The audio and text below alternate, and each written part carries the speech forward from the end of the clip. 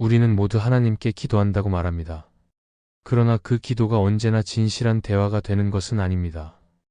때로는 습관적으로 정해진 문장을 반복하거나 마음 깊은 곳을 숨긴 채 겉으로만 말을 올릴 때가 있습니다. 하나님께서 원하시는 것은 우리의 가식적인 말이 아니라 진심 어린 고백입니다. 마치 가장 가까운 친구와 마음을 나누듯 하나님과의 대화도 진솔해야 관계가 깊어집니다. 진실하게 대화하는 사람은 삶의 방향이 달라지고 믿음의 뿌리가 깊어지며 하나님과 더 가까워집니다. 오늘은 하나님과 진실하게 대화하는 사람이 무엇이 다른지 살펴보며 우리의 신앙을 점검하고자 합니다. 첫째, 하나님과 진실하게 대화하는 사람은 형식적인 문장을 반복하지 않습니다. 기도를 한다고 하면서도 마음은 멀리 있는 경우가 많습니다. 입술은 움직이고 있지만 정작 마음은 다른 생각으로 가득 차 있을 때가 있습니다. 그래서 어떤 때는 기도가 끝난 후에도 내가 무슨 말을 했는지 기억조차 나지 않을 때가 있습니다. 이것은 진실한 대화라기보다 의무적인 말의 반복에 가깝습니다. 그러나 하나님과 진실하게 대화하는 사람은 기도를 형식으로 채우지 않고 자신의 마음을 그대로 올려드립니다. 반복되는 문장이 중요한 것이 아니라 그 안에 담긴 진심이 중요한 것을 알기 때문입니다. 예수님께서도 산상수훈에서 기도할 때 중언부언하지 말라고 말씀하셨습니다. 이방인들은 말을 많이 해야 신이 들어준다고 생각했지만 예수님은 이미 아버지께서 우리의 필요를 아신다고 가르치셨습니다. 진실한 기도는 말을 많이 하는 것이 아니라 마음을 온전히 하나님께 드리는 것입니다. 그러므로 진실하게 기도하는 사람은 길고 화려한 문장을 늘어놓지 않고 솔직하고 단순하게 자기 마음을 표현합니다. 형식적인 기도를 반복하면 기도가 점점 힘을 잃습니다. 하나님께 나아간다기보다 습관을 채우는 행위로 전락해버립니다. 그러나 진실한 대화는 다릅니다. 기도의 길이가 짧더라도 그 안에 담긴 눈물과 고백이 있다면 하나님은 기뻐 받으십니다. 마치 어린아이가 서툰 말로 부모에게 마음을 표현해도 부모는 그 마음을 먼저 보는 것처럼 하나님은 우리의 화려한 말보다 중심의 진실을 보십니다. 또한 형식적인 기도의 문제는 우리의 영혼을 속이는 데 있습니다. 마치 기도를 많이 한 것처럼 착각하게 만들지만 실제로는 하나님과의 관계가 깊어지지 않습니다. 겉으로는 신앙생활을 열심히 하는 것 같지만 속으로는 하나님과 멀어져 가는 것입니다. 그러나 진실하게 대화하는 사람은 겉모습보다 중심을 중요하게 여기고 한마디를 해도 마음을 담아 드리려 합니다. 이런 기도는 영혼을 새롭게 하고 하나님과의 관계를 더 깊게 만듭니다. 형식적인 기도를 반복하지 않는다는 것은 곧 하나님 앞에서 솔직하다는 뜻이기도 합니다. 우리의 연약함을 그대로 인정하고 가식 없이 있는 모습 그대로 나아가는 것입니다. 눈물이 나면 눈물을 흘리며 기도하고 마음이 무겁다면 무겁다고 고백하는 것이 진실한 기도의 모습입니다. 하나님은 우리의 가장 깊은 속마음을 이미 아시지만 우리가 그것을 인정하고 고백할 때 관계는 더 친밀해집니다. 그리고 형식적인 기도를 반복하지 않는 사람은 기도를 자기 자랑의 수단으로 삼지 않습니다. 기도의 길이나 단어의 화려함으로 스스로를 드러내려 하지 않고 오직 하나님과의 만남에 집중합니다. 사람 앞에서 잘 보이기 위한 기도는 공허하게 끝나지만 하나님과 진실하게 나누는 기도는 삶을 변화시키는 힘을 가집니다. 진실한 대화는 언제나 마음을 움직입니다. 하나님과의 기도도 그렇습니다. 형식적인 문장을 반복하지 않고 마음을 드리는 기도를 드릴 때 하나님은 우리의 중심을 받으시고 응답하십니다. 그러므로 우리는 기도의 겉모습에 매이지 말고 하나님 앞에서 진실하게 대화하는 법을 배워야 합니다. 그렇게 할 때 우리의 기도는 더 이상 의무가 아니라 하나님과 만나는 은혜의 시간이 됩니다. 둘째, 하나님과 진실하게 대화하는 사람은 하나님의 뜻과 자기 욕심을 분별합니다. 기도는 단순히 내가 원하는 것을 말하는 시간이 아니라 하나님의 뜻을 발견하고 그분의 계획을 받아들이는 시간입니다. 그러나 우리는 종종 자신의 바람을 하나님의 뜻으로 착각할 때가 많습니다. 원하는 것이 너무 강하다 보면 그것이 하나님이 주시는 응답이라고 스스로 합리화하기도 하고 때로는 하나님의 분명한 뜻을 외면하면서까지 욕심을 붙들려고 합니다. 이런 모습은 하나님과 진실하게 대화하는 태도와는 거리가 있습니다. 예수님께서 겟세마네 동산에서 드린 기도는 우리에게 중요한 본을 보여줍니다. 예수님은 십자가를 앞두고 깊은 고통 속에서 이 잔이 내게서 지나가게 하옵소서라고 아버지께 간구하셨습니다. 그러나 그분은 거기서 멈추지 않고 내 뜻대로 하지 마시고 아버지의 뜻대로 하옵소서라고 기도하셨습니다. 이 기도는 욕심을 숨기지 않되 하나님의 뜻을 더욱 우선시하는 모습이었습니다. 바로 이것이 진실한 기도의 본질입니다. 하나님과 진실하게 대화하는 사람은 기도를 통해 자신의 욕망이 드러날 때 그것을 붙들지 않고 내려놓습니다. 그리고 그 자리에서 하나님의 마음을 구합니다. 응답이 더딜 때에도 불평하지 않고 하나님께서 주시는 인도하심을 기다립니다. 그 과정은 때로는 힘들고 오래 걸릴 수 있지만 결국 그 기다림 속에서 마음이 더 단단해지고 하나님의 뜻을 분별하는 눈이 열립니다. 이 분별은 우리의 신앙 성숙과도 깊은 관계가 있습니다. 아직 어린아이 같은 신앙일 때는 내가 원하는 것만 간절히 구합니다. 그러나 시간이 지날수록 기도의 내용이 달라집니다. 더 이상 내 뜻을 주장하지 않고 하나님의 뜻을 묻습니다. 그리고 삶의 선택 앞에서도 하나님의 계획을 먼저 구합니다. 겉으로는 손해처럼 보일 때도 있지만 하나님의 뜻에 순종할 때 진정한 복이 따라온다는 것을 경험하게 됩니다. 하나님의 뜻과 욕심을 분별하는 사람은 기도의 응답이 늦어도 낙심하지 않습니다. 기도의 목적이 욕망을 채우는 데 있지 않고 하나님의 마음을 아는 데 있기 때문에 그 과정 자체가 은혜가 됩니다. 침묵의 시간이 길어져도 하나님을 불신하지 않고 오히려 더 집중해서 그분의 뜻을 찾으려 합니다. 이 태도는 결국 신앙을 깊게 하고 하나님과의 관계를 더 견고하게 세워줍니다. 결국 진실한 기도는 나를 바꾸는 기도입니다.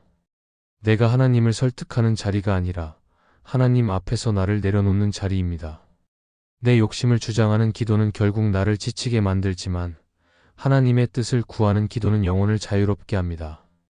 그 속에서 우리는 더 큰 신뢰를 배우고 하나님의 계획을 기쁨으로 받아들입니다. 하나님은 언제나 우리의 기도를 들으십니다. 그러나 그분은 우리의 욕심을 모두 들어주시기 위해 존재하시는 분이 아니라 우리를 가장 좋은 길로 인도하시기 원하시는 분입니다. 그래서 하나님과 진실하게 대화하는 사람은 기도를 통해 점점 자기 뜻을 내려놓고 하나님의 뜻을 분별하며 살아갑니다. 이 태도가 바로 진실한 대화를 만드는 차이이며 결국 우리의 삶을 하나님 뜻 안에 굳건히 세우는 길이 됩니다. 셋째, 하나님과 진실하게 대화하는 사람은 하나님과의 만남을 일상의 가장 큰 행복으로 여깁니다. 많은 사람들은 행복을 외부의 조건에서 찾습니다. 물질이 넉넉해지면 행복할 것 같고 원하는 성취를 이루면 마음이 충만할 것이라 기대합니다. 그러나 시간이 지나면 그것이 오래가지 못한다는 사실을 깨닫게 됩니다. 아무리 좋은 환경과 성취를 누려도 마음의 공허함은 여전히 남아 있습니다. 결국 진짜 행복은 외부에서 오는 것이 아니라 하나님과의 관계 속에서 경험되는 것입니다. 하나님과 진실하게 대화하는 사람은 이 사실을 알기에 하나님과 만나는 시간이 가장 귀하고 행복한 순간이 됩니다. 다윗은 시편에서 여러 번 고백했습니다. 주의 한 날이 다른 곳에서 첫날보다 낫다. 다윗은 왕으로서 누릴 수 있는 권세와 부를 다 가지고 있었지만 그것보다 하나님과 함께하는 시간이 더 귀하다고 고백했습니다. 이것이 바로 하나님과 진실하게 대화하는 사람의 마음입니다. 하나님과 만나는 시간을 단순한 의무로 여기지 않고 그 자체를 가장 큰 즐거움으로 삼습니다. 하나님과의 대화를 행복으로 여기는 사람은 기도를 억지로 하지 않습니다. 마치 사랑하는 사람과 대화하고 싶어 시간을 내듯이 기도의 자리를 즐거움으로 삼습니다. 바쁜 하루 속에서도 잠시 하나님께 시선을 돌리는 그 시간이 삶을 새롭게 하고 마음의 평안을 줍니다. 일상의 소소한 일들을 하나님께 나누면서 웃고 울며 대화하는 것, 그것이 진실한 기도의 모습입니다. 이런 태도는 삶의 균형을 바꿉니다. 세상의 성공이나 인정이 조금 부족해도 하나님과 교제하는 기쁨을 아는 사람은 흔들리지 않습니다. 하루가 힘들어도 하나님과의 만남 속에서 위로를 받고 다시 일어납니다. 그래서 진실한 대화를 하는 사람은 삶이 안정되고 내면의 깊은 평화를 누립니다. 이 평화는 상황과 상관없이 계속됩니다. 왜냐하면 행복의 근원이 외부 환경이 아니라 하나님 자신이기 때문입니다. 또한 하나님과 만나는 시간을 행복으로 여기는 사람은 주변에도 그 기쁨을 나누게 됩니다. 하나님과의 대화 속에서 얻은 평안과 은혜는 자연스럽게 가족과 이웃에게 흘러갑니다. 그래서 이런 사람 곁에 있는 이들은 편안함을 느끼고 함께 있을 때 따뜻한 위로를 경험합니다. 결국 하나님과의 만남을 기쁨으로 삼는 태도는 개인의 영혼을 넘어서 공동체에도 영향을 줍니다. 반대로 하나님과 만나는 시간을 의무로만 여기는 사람은 신앙이 점점 메말라 갑니다. 기도를 해야 한다는 부담감은 있지만 그 안에서 기쁨을 누리지 못하기 때문에 시간이 지날수록 형식만 남습니다. 그러나 하나님과 진실하게 대화하는 사람은 다릅니다. 하나님을 만나고 대화하는 시간이 곧 삶의 가장 큰 즐거움이 되기에 신앙은 점점 더 깊어지고 기도는 시간이 지날수록 더욱 풍성해집니다. 하나님은 우리를 사랑하시며 늘 가까이 계십니다. 우리가 하나님과 대화할 때 기뻐하시는 이유는 그 만남 속에서 우리의 영혼이 살아나고 행복을 누리게 되기 때문입니다. 그러므로 하나님과 진실하게 대화하는 사람은 세상이 주지 못하는 참된 행복을 경험합니다. 그 행복은 상황에 흔들리지 않고 고난 중에도 흔들리지 않는 기쁨으로 남습니다. 결국 하나님과 만나는 시간을 삶의 가장 큰 행복으로 여기는 것이 진실한 대화의 중요한 특징이며 이것이 신앙인의 삶을 견고히 세우는 힘이 됩니다. 넷째, 하나님과 진실하게 대화하는 사람은 사람에게 털어놓기 힘든 비밀도 주님께 맡깁니다. 사람은 누구나 다른 이에게 말하기 어려운 비밀을 가지고 있습니다. 마음속 깊은 곳에 자리한 상처, 부끄러운 죄의 흔적, 말할 수 없는 연약함은 쉽게 드러내지 못합니다. 다른 이에게 털어놓으면 오히려 상처가 커질까 두려워 침묵으로 감추기도 합니다. 그러나 그 무거운 짐을 오래 품고 있으면 마음은 점점 지쳐가고 신앙도 자유를 잃게 됩니다. 하나님과 진실하게 대화하는 사람은 이 짐을 감추지 않고 주님께 고백합니다. 하나님 앞에서는 숨길 것이 없고 그분은 우리의 모든 것을 이미 아시며 받아주시기 때문입니다. 성경은 하나님께 마음을 쏟아놓는 기도를 여러 번 강조합니다. 다윗은 시편에서 종종 원망과 두려움, 죄책감을 그대로 고백했습니다. 그는 다른 사람에게 털어놓지 못할 솔직한 마음을 하나님께 아뢰면서 위로를 받았습니다. 하나님은 다윗의 고백을 책망하지 않으시고 오히려 그의 중심을 받으셨습니다. 진실한 대화는 이렇게 마음 깊은 곳의 비밀까지 하나님께 맡길 때 시작됩니다. 사람에게는 말할 수 없는 부분도 하나님께는 말할 수 있습니다. 왜냐하면 하나님은 정죄하기 위해 듣지 않으시고 용서와 회복을 주시기 위해 들으시기 때문입니다. 우리가 마음속 깊은 죄책감을 감추고 있으면 하나님과의 관계는 막히지만 그 죄를 고백할 때 하나님은 우리를 정결하게 하시고 자유를 주십니다. 진실하게 기도하는 사람은 이 사실을 알기에 가장 깊은 아픔도 숨기지 않고 하나님께 내어놓습니다. 팀 켈러는 그의 책 기도에서 이렇게 말했습니다. 기도는 단지 바라는 것을 말하는 시간이 아니라 가장 깊은 두려움과 상처를 드러내며 하나님의 은혜로 치유받는 자리다. 이 말은 우리가 하나님께 털어놓을 때 단순히 위안을 얻는 것이 아니라 실제로 마음의 상처가 치유되고 새로운 삶을 시작할 힘을 받는다는 의미입니다.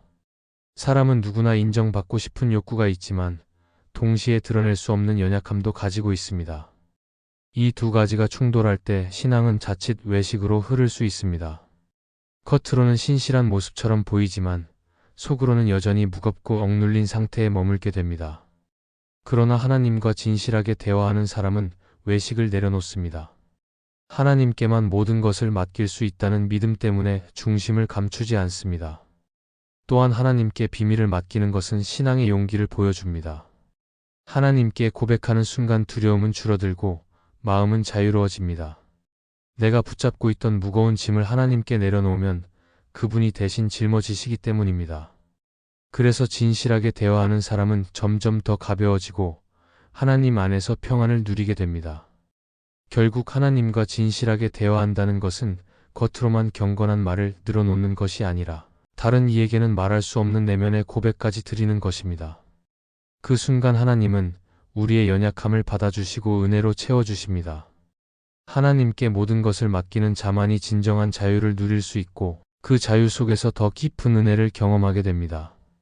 하나님과의 대화는 단순히 의무적으로 시간을 채우는 행위가 아니라 영혼이 살아나는 순간입니다. 형식적인 문장을 반복하지 않고 하나님의 뜻과 욕심을 분별하며 하나님과의 만남을 가장 큰 행복으로 여기고 사람에게 털어놓기 어려운 비밀까지 주님께 맡길 때 우리는 진정한 기도의 능력을 경험하게 됩니다. 하나님은 우리의 겉모습이 아니라 중심을 보시고 솔직한 고백을 기다리십니다. 그분 앞에 있는 그대로 나아갈 때 마음의 짐은 풀리고 영혼은 자유로워집니다. 세상이 줄 수 없는 평안과 기쁨은 하나님과의 진실한 대화 속에서만 얻을 수 있습니다. 그러므로 우리는 기도를 형식으로 끝내지 말고 하나님께 마음을 여는 훈련을 계속해야 합니다. 그럴 때 하나님은 우리의 연약함을 붙드시고 매일의 삶 속에서 놀라운 은혜와 회복을 경험하게 하실 것입니다. 이 말씀이 마음의 은혜가 되셨다면 좋아요와 구독으로 함께 해주세요. 그리고 댓글에 아멘이라고 남겨주시면 하나님의 은혜가 더 많은 사람들에게 전해질 것입니다. 여러분의 삶 위에 하나님의 은혜가 언제나 함께 하시기를 바랍니다. 감사합니다.